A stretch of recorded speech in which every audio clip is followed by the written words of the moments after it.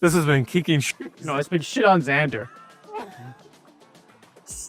But if you want to call it kicking trees, sure.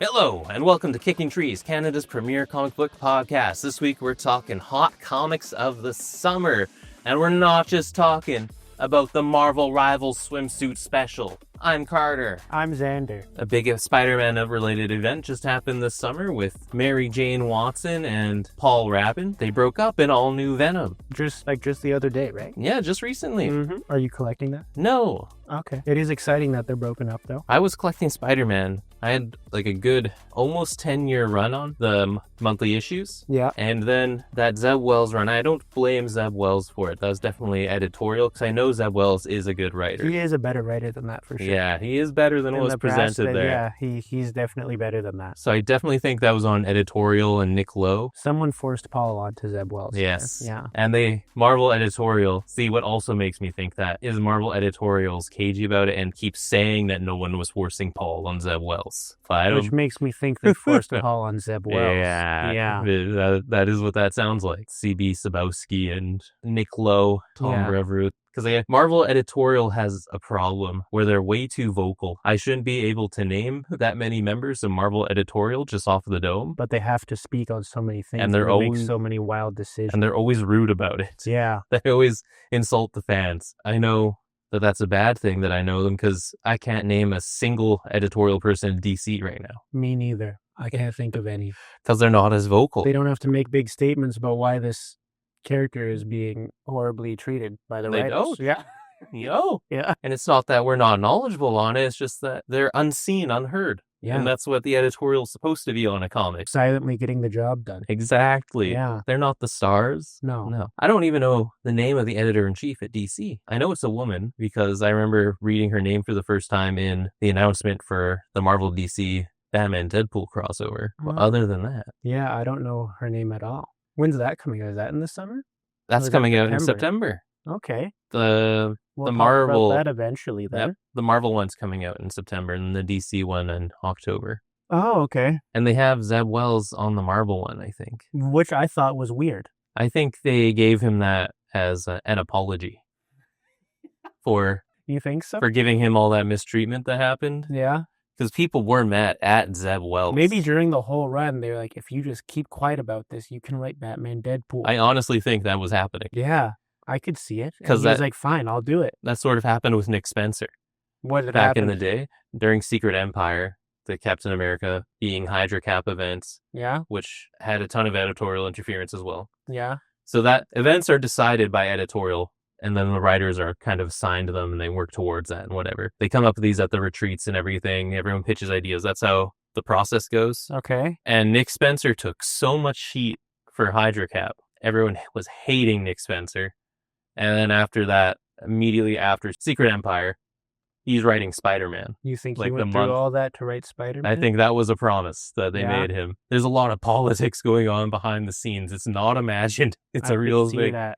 It's the opposite with Nick Spencer and Zeb Wells. Yeah, they got a promise in the end. You can write Spider-Man, and then if you write Spider-Man this horribly, you can write this other thing. Exactly. Why would they want all this Paul stuff, though? What do they think is going to benefit them? They think controversy drives sales, but I think they went too far with it there. Yeah, they were driving sales for it. I think it got a little too far, so now they're reining it back and flipping a bit. By breaking up Mary Jane and Paul. Yes. But now they have the two Spider-Man stuff. We haven't even been reading Spider-Man. No. I've been reading fan theories that the Spider-Man that's on Earth right now is Ben Reilly. And then it's Peter in a Warlock Technarch suit in space. I've seen that as well. You've seen that theory? Yeah, because they're in two places. Yeah. Yeah, I've seen that as well. That would be fun. Yeah, I would like that. Yeah. Because I liked when Ben was the Spider-Man in those Beyond era comics right before the Zeb Wells run. That was cool. I did like those issues. He's always just there ready to cover for Peter. Yeah, and he's also been done dirty. Yeah, he has. A lot. Yeah. So as a character, he deserves this. Him,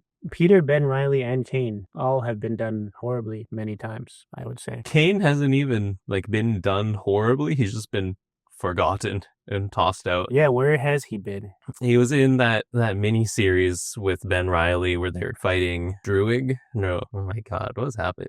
I think they're fighting Druig in it. Okay. I don't remember what it's called. And he's been gone ever since. Yes. Nice. Mm-hmm. And that's a shame because Cain Scarlet Spider was really cool. That was awesome. And that's an awesome comic. Yeah. And costume. Yeah, the comic by Chris Yost, his main run there, that was awesome. Mm. Yeah, and it's a shame that he's just never around in anything anymore. No. And I think that character is still valid for a specific kind of adventure to be happening. Yeah. Like Red Hood always has a comic, and he's basically Spider-Man's Red Hood equivalent. Yeah, even though Red Hood, like, he lacks direction. He gets done dirty every time. No matter the run he's in. Okay, so maybe no Kane Scarlet Spider is better than what we'd be getting. Yeah, Jason hasn't had direction for like 10 years now. When did the Red Hood and Outlaws re-add Artemis and Bizarro with them? When did that was a good idea, actually. That started in Rebirth. That was Rebirth era? I believe so. Okay, it might have been like 10 years ago then. Rebirth started in like 2016, 2017, I think. Yeah? Yeah, roughly around then. Okay. It's been a hot minute for It's been tough for those characters, yeah. Another thing I found out recently, remember when Joker, the Man Who Stopped Laughing was coming out by Matthew Rosenberg? It was right after James Tynion's Joker run. So I read James Tynion's, I didn't read this one, but I found out how it ended recently. Okay. So throughout that story, there were two Jokers they were following, and it was confusing because this was at the same time when the Batman comic was doing 3 Joker stuff in Chip Zdarsky's run. Okay. So the Man Who Stopped Laughing was following 2 Jokers, and it was revealed that one of them was a henchman that Joker made to look like himself, to look like a Joker, so that he could be a fall guy for Joker. And he has healing powers. Okay. So then that comic, he gets memory issues and he thinks he is the real Joker and everything. And then that comic ends with the 2 Jokers having a fight in the water. And then one Joker rises up, having killed the other Joker, and is holding his head. Yeah. And it's left ambiguous as to if it's the original Joker or this other Joker. And that's unrelated to the 3 Jokers? Yes. So there's 4, maybe 5 Jokers. Well, if you recall, the 3 Jokers were Jokers within Joker's head. Oh, in the Chip Zdarsky run. Yes. I was saying about the Jeff Johns miniseries. That's not 3 Joker. canon. Right, yes, you're correct. Yeah. So now we don't know if the Joker that is kicking around is the original Joker or this doppelganger Joker. What bothers me about it being in his head is when Batman asked the Mobius chair who Joker is, the chair knows what he's trying to ask. He's not like, hey, there's 3 different guys. Like, who's Joker inside of his head? Batman asks, who is Joker? And the Mobius chair says, well, there's 3 Jokers in his mind. Mobius chair's just being a dick about it. And then Batman doesn't want to specify. He's just like, oh my God.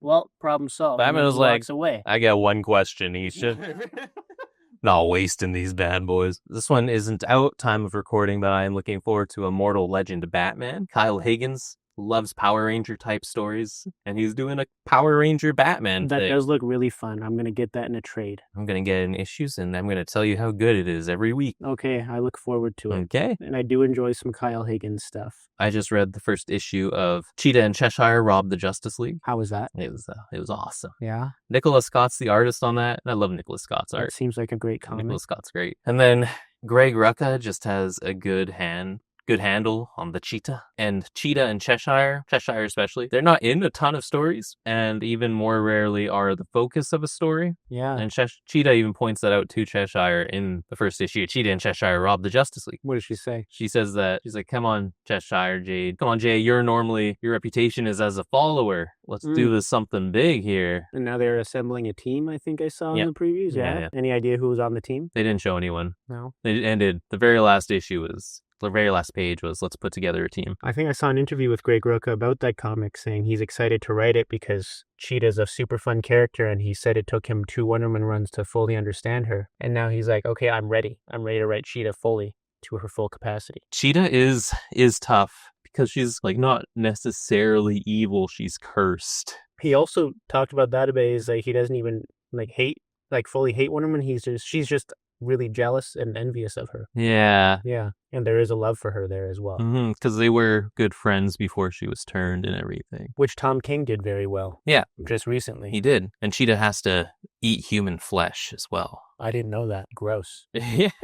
So she has to, I guess it's not cannibalism. It's kind of cannibalism. It has to be human? She can eat other things, but she gets this like insatiable thirst if she doesn't eat human flesh as part of her curse. She's like a vampire. She can't do a pig or something? No, it specifically has to be human. Damn, that's tough. What else is going on for summer comics? What about some disappointments for summer comics? Hush 2 has been awful. Hush 2 is the biggest disappointment for me. Maybe not even just the summer, but Of your life? I wasn't going to say of my life, but of Batman comics in my life. It is easily the worst Batman comic I have ever read. Because usually I read a Batman comic, even if it's bad. I just had a flashback to Tony Daniels' Batman. I didn't read any of that. I read one story of that. That was really bad. I put Hush 2 down there with Tony Daniel Batman. Did you read the latest issue of that, where he's fighting Batgirl? No, I didn't. Oh my god. Was it still bad? It was so bad. It's so bad, actually. I have a streak of Batman, like a perfect, not a single issue missed since Tom King took over. So I don't know, like 5 years ago or something like that. And I think I might drop it until Matt Fraction takes over because I can't stand It's one more issue. It's 2 more. It's 2 more? And I can't stand paying like the $5 for each issue. It's so bad. It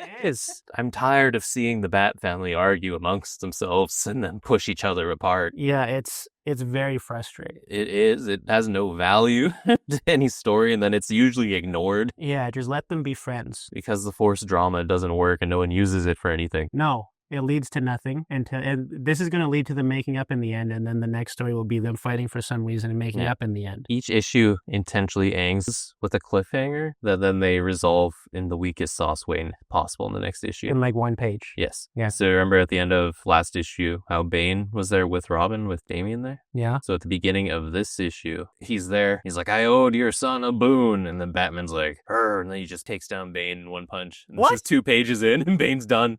He's like, take him back to Blackgate. Bane's out of the story. To Bane. Yeah.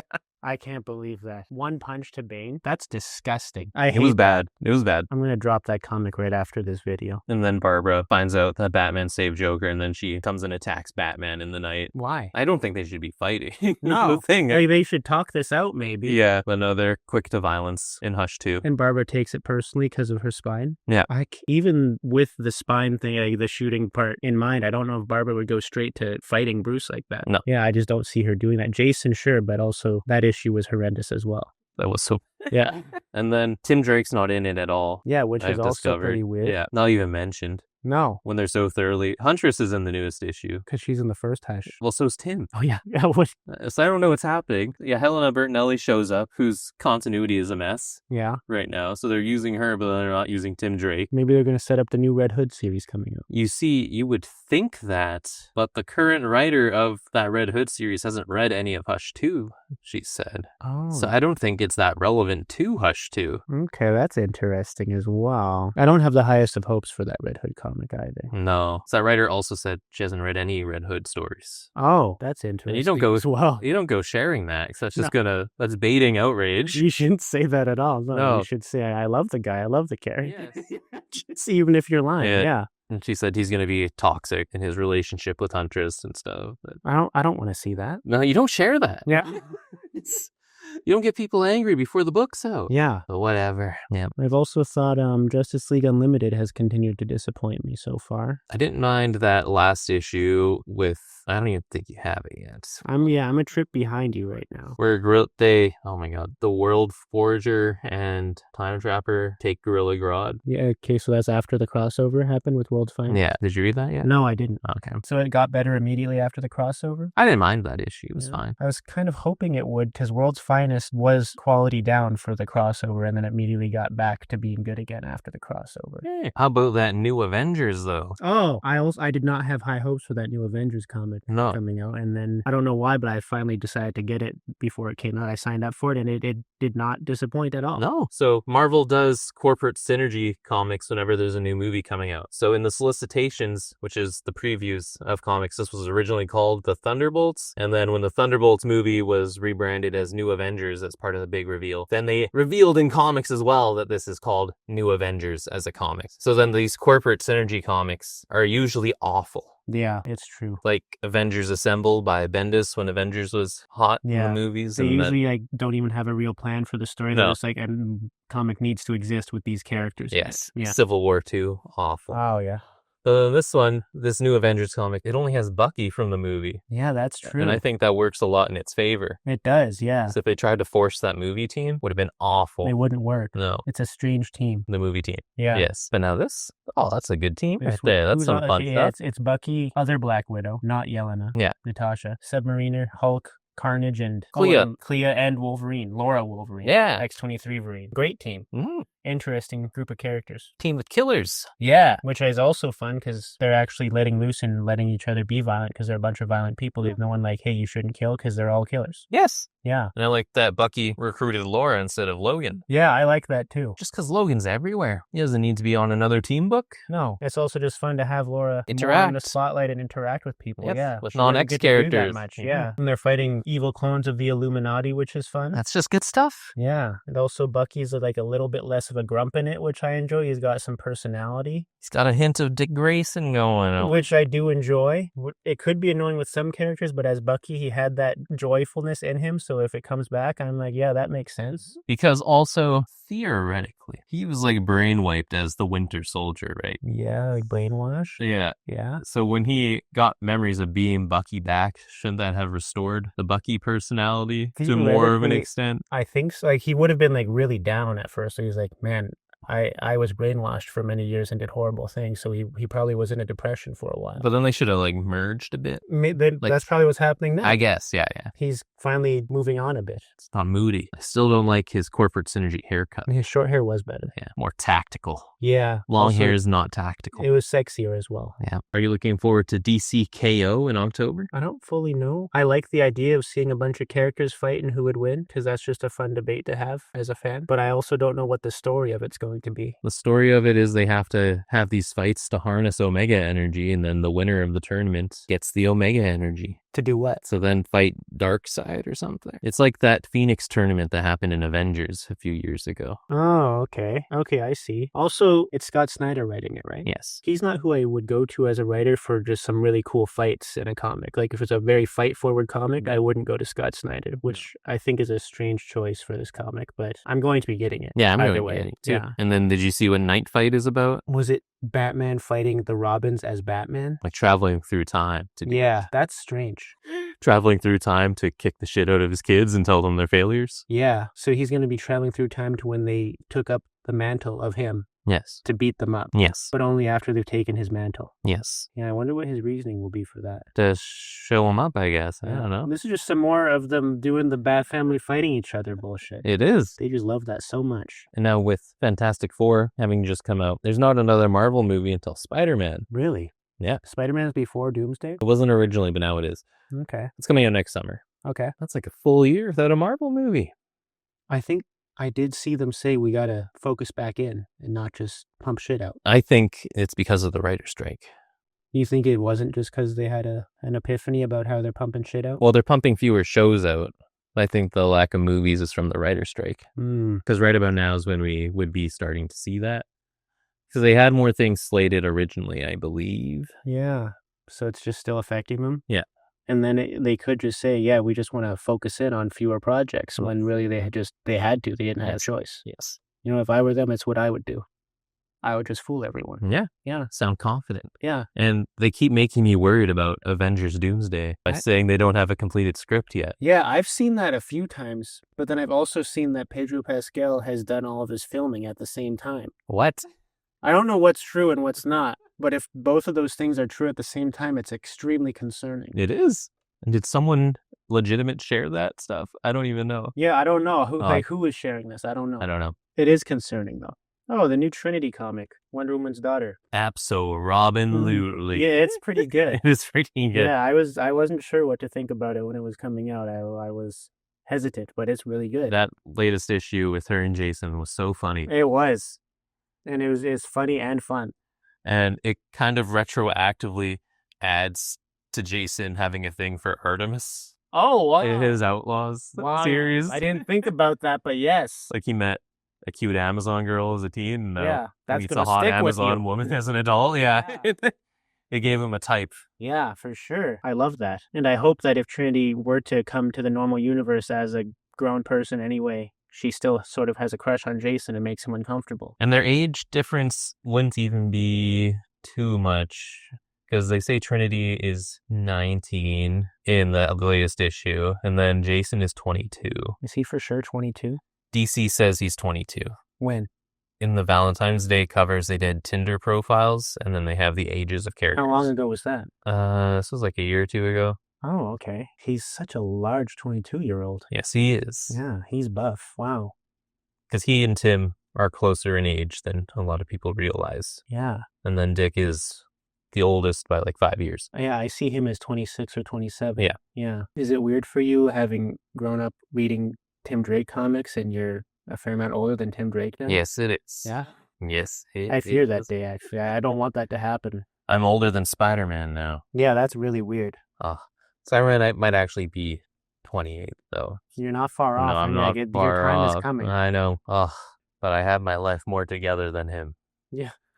Yeah, that'll stay that way, I'm pretty sure. Yeah. Also, Marvel's current event, One World Under Doom, has been quite good. Best event in ages. I was going to say I have not enjoyed an event this much in a long time. From both sides, even. Marvel and Marvel DC. and DC. Yeah, usually events are just underwhelming overall.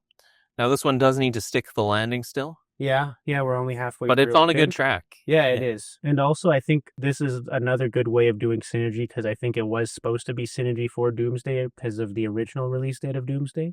Oh, yeah. It was lining up quite well. Yeah, that's for sure. But it also it has nothing to do with Avengers Doomsday story-wise. No. Yeah. It's just a Doctor Doom featured event, which I like. The Battle World comic that's coming out. Bad. Entirely corporate synergy. Then it's going to be kind of bad. Yes, but it's by Christos Gage. Yeah. And he does pretty good stuff normally. And then Avengers Avengers are still stuck in corporate synergy from when Kang was the bad guy in the MCU. Oh, yeah. So that's funny to think about, too. That is funny, yeah. Because they had this whole long run of the Kang story set up already. And now they can't abandon it because it's set up already. Because they're still fighting Kang. Yeah. That's funny. So then coming up, they're fighting the Marvel zombies. That's exciting. I think that's pretty cool. Yeah. Even just this last Masters of Evil story was fun, but then... Are you still getting Avengers? I am. Well... Oh, I thought you dropped it. I've been on and off because there was some bad stories in there with... Oh, okay. Random villains that he made up on the spot and they didn't have any point. Yes. But since the Masters of Evil came for the One World Under Doom tie-in, I started again. Yeah, that was pretty solid. Yeah. And I'm going to stick around for this Marvel Zombie story because that sounds awesome as well. Yeah. Then Captain America has been so good. By Chip Zdarsky? Yes. Yeah. Only 2 issues. I've only read the first even, but I really liked it. Yeah, it was. That was good. I liked him talking to Reed. Yeah, how things have changed, whatever. Yeah, that was good stuff. And I like that Colt. I think his name's Colton. Colton, Captain America, and he sees 9/11 happen. And he's like, oh, that was good stuff too. I remember what he said: "If to defend what you care about and who you love, are you willing to become the thing you hate? Are you willing to become a killer?" Yeah, I butchered that a bit, but that was the main idea. Good stuff. Yeah, it is. That's some Chip Zdarsky. He's really funny. If you read the Chip Zdarsky news, it's so funny every month. But then he's also the master of long, sad monologues. Yeah, him being funny is why I didn't collect his Daredevil when it came out, because I was like, there's no way he can write a good Daredevil, this funny guy. But he did an amazing job. And what's funny is he was coming off of a Daredevil run that was more lighthearted and funny. What one? The Mark Waid and Chris Samia one. Right, yeah, yeah. So he could have kept it that way. But no, he went serious and it was amazing. Mm-hmm. Yeah, and what a great Captain America parallel/opposite at the same time. And I've been seeing people say that this new Captain America, because Captain America from the early 2000s has time-specific stories, like stories about 9/11 happening and stuff. Yeah. So then now it can be like how in those 50s Captain America stories where he's running around with All Winter Squadron and whoever. Yeah. How they retroactively made those different guys. Yeah. Like Jack Monroe was one of those other Buckies and everything. Yeah. Now they can retroactively make this Colton, the early 2000s Captain America in those stories. Yeah, I can see how that would work, but I like it less. Why? Didn't Marvel have a whole thing when 9/11 happened with the heroes dealing with it and everything? They had one issue of that, and I don't know what Captain America was doing at the time. Okay. I think Marvel Knights Captain America does more with it, but I don't know for sure. As they do this more and more with him, though, he misses a lot of things. Captain America. Well, it has to happen, though. Yeah. They have a sliding time scale. Yeah. What about all the other heroes, though? They don't need to do it for some reason. I was thinking about this for Magneto, actually. They fixed it when Krakoa happened. He doesn't have to be super old now, being from World War II, if he died and was revived. Well, they fixed that years ago as well. How? In like the 70s or 80s, in a Defenders comic, he becomes a baby. And he slowly grows up again? Well, then he gets aged to an adult again, but then they try him for crimes that he did. They try the baby? No, he becomes an adult again. The crux of their argument at the trial is he was aged back to a baby and then grown to a man again. So he's a new man? He shouldn't be guilty of the crimes that he had previously. And that's how he wasn't super old anymore, because he wasn't aged all the way back up? Yeah. Oh, okay. Yeah, they just have to do it with certain characters, I guess. And then every other character who aren't from a time-specific spot just had way busier days as time goes on. Yes. Yeah. Because if you take each issue as a day in the life, some story arcs take place throughout one day even. Yeah. It's just a busy life they got. It is, and they would have a busy life being a superhero, yeah. DC avoids it through their reboots. Yeah, that's true. I don't want Marvel to get into that. No. They also, doing this, if it's just busy days, it also becomes an issue because if like a big event like Captain America dying happens, eventually he's going to be, or is he going to have been dead for only like 2 days? Yeah, I guess eventually. Yeah. But we'll see what happens in 100 years. I guess so, yeah. Will they even have referenced that he was dead and Bucky took over in 50 years from now? Probably not. Why wouldn't they? I don't know. That'd be a 70-year-old story. Yeah, what are they going to do then? Yeah. Wait a minute. In Jerry Dugan's Infinity Wars comic, didn't things slightly change for them at the end of that? Like what? Reality very slightly changed? Like what? I don't remember. Oh, okay. But at the end, they did some Infinity Gem madness, and then things slightly changed. At the end of Secret Wars, things slightly changed. They're in a different iteration of the universe as well. Which Secret Wars? The Hickman Secret Wars. Okay. Moon Knight is always really good. Moon Knight's been consistently good for a long time now. He has a sword now. That's cool. Moon Knight with a sword. It's a soul-sucking sword. Mm-hmm. It's called the Horde Sword. Yeah. That's metal. Yeah, it is. And now he could maybe use it on the Asgardian he's fighting. I already read that issue. I know how it ends. Oh. That's 2 issues ago, even. I'm pretty behind. How behind are you? I'm a trip behind you, okay? But also, reading-wise, I'm a trip behind myself. Oh my... You haven't even read the Summers comics. I've read... What's the date? You read stuff from June or what? I've read July. All of July? No. I'm aware of what's coming out. You haven't read this 250 issue or 300 issue? No, I'm not there yet. That's in the next pile. Shameful. You're not That's reading. That's from 2 weeks ago. You're not reading enough What? The 250 issue? No, it's not. That's 2 trips ago. Maybe 2 of your trips. No, because there's an issue after that out already. There was an issue at this last week. Like this week or the week before. So you're talking about Moon Knight. So issue 11 just came out, right? Okay, yeah, and issue 10, the 250th issue, is from July 23rd. Okay. 2 weeks ago. And you haven't read that one yet. But I'm correct. Is that 2 weeks ago? That's 3 weeks ago, sir. Damn it. You're just behind. Wait, it's like 1, 2.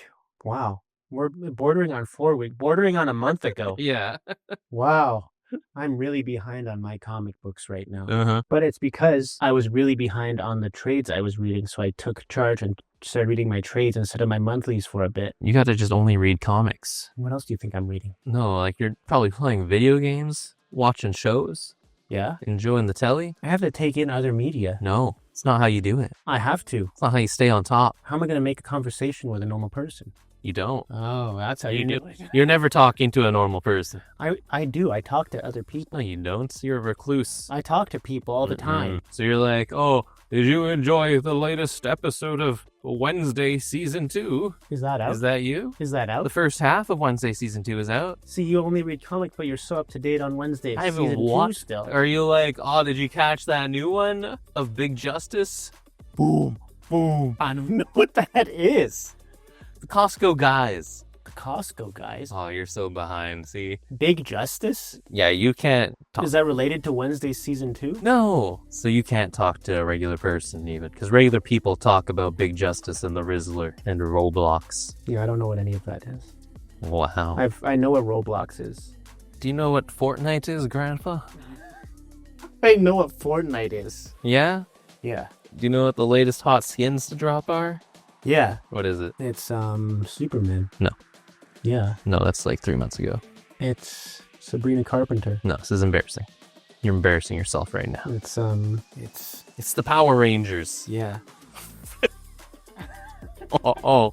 So why are you so up to date on Fortnite? I'm up to date on everything. Real world events, comics, Fortnite, the cinema. I'm up to date on the cinema. You didn't even see Naked Gun with me today. It was a good time. I think we should end the episode. This has been Kicking No, it's been shit on Xander. But if you want to call it Kicking Trees, sure. This is Kicking Trees, episode 18. Canada's premier comic book podcast. I'm Carter. I'm Xander. And we'll see you next week.